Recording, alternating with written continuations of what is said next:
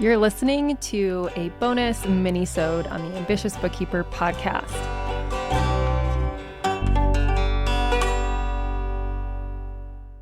Hello and welcome to this video. I am going to go over OpenPhone, which is what we use to do multiple things. Mainly, this is the way that we get two-factor authentication codes to the team so that when a client sets us up with bank access, even our own bank access, we have to tie a phone number to it. This is the phone number we use. This is also our business line. So below this video, you will see the steps that you need to take before you get to setting up OpenPhone so that it all works seamlessly. And as you start to build out your team, you have these things in place.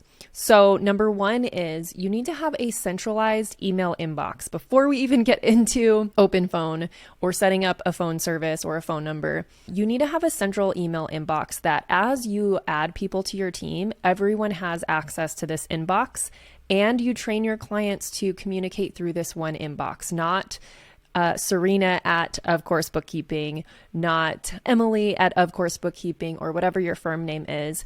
You want a central inbox called help or support or hello or something that you're going to give everybody access to. And as you onboard new employees and clients, you're training everybody to use this inbox to communicate with clients. So that is the first step. Then once you have that email designated, even if you don't have a team yet, I highly recommend doing this because eventually you're going to need help and you are going to want to offload some of the things like pulling bank statements and things like that. So set up the help inbox. Yes, you're going to be paying for another username if you have also one with your name, but it's worth it, I promise. So you set up the help or support or hello inbox, something generic that everyone's going to have access to, and then you sign up for OpenPhone. And when you go and set up your user in OpenPhone, as you can see, I have right here on the side panel, you can see it says your team. There's only one person there. It has my name, but is actually tied to our help inbox. And it doesn't show that part, but the email behind the login is help@ofcoursebookkeeping.com. So everybody can download this app on their computer or their phone and log in with help@ofcoursebookkeeping.com. They will be logged in as Serena Shoup as well, but this is going to allow them to receive verification codes and things like that. So when I opened this up, it went away because it must have been marked done. So someone on the team had requested an authentication code or tried to log into Stripe or a client's bank account. And this is where the text message comes for that two-factor authentication. And once they read the text message, they went ahead and just marked it done. There's a little checkbox right here. I'm leaving these voicemails up because this is also our business line. So you can see that there's missed call. I don't really answer our business line because most of the time it's people like Bill.com and Avalara and things like that. But you can see it transcribes the voicemail for you. It shows you missed calls. If this were a client, which we do have our clients loaded in here as contacts, I'm keeping that private, but it's over here on the contact page. I could text my client, and that's something that we've done. So when we onboard a client, we ask them what their preferred method of communication is. And if they say text message, we have a note in Asana that has that in there, and we can text them from OpenPhone. And the whole team has access to this, so we can see all the communication with the client if we want to. We can see calls and all the things. So you could text your client, hey client, I'm not going to send this. This is just an example. Hey client, we're wrapping up your month end for September and we need a few questions answered. So you could do that and you could drop in the Google Sheet link, Google Sheet right here.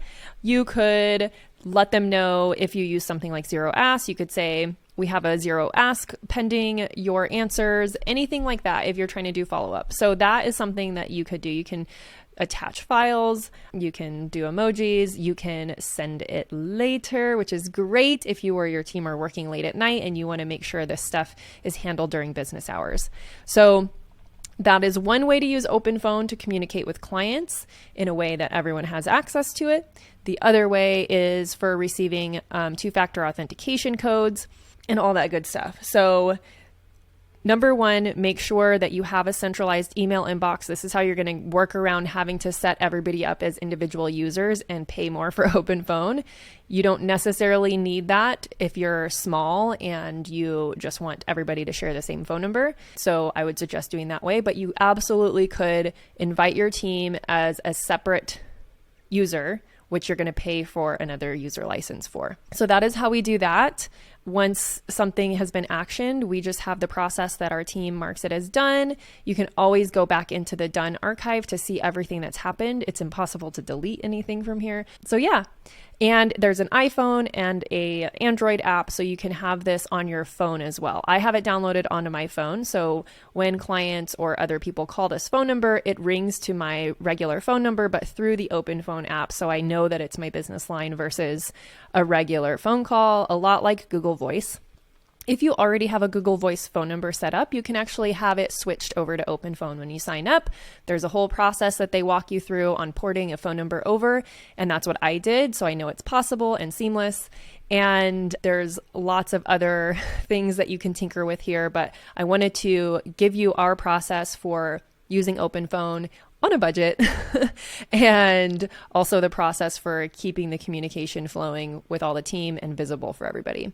So I hope this video was helpful. Let me know in the comments if you have any questions, and we'll talk to you soon. Thank you to everyone who helps make this podcast possible. Content and interviews are produced by me, Serena Shoup. Our intro and outro music is written and performed by my brother, Ian Gilliam. Editing is also by Ian using his awesome sound engineering skills along with Descript software. Hosting and publishing is by Buzzsprout, and you can check out the show notes for links to all of these amazing resources and resources mentioned in the episode. Be ambitious.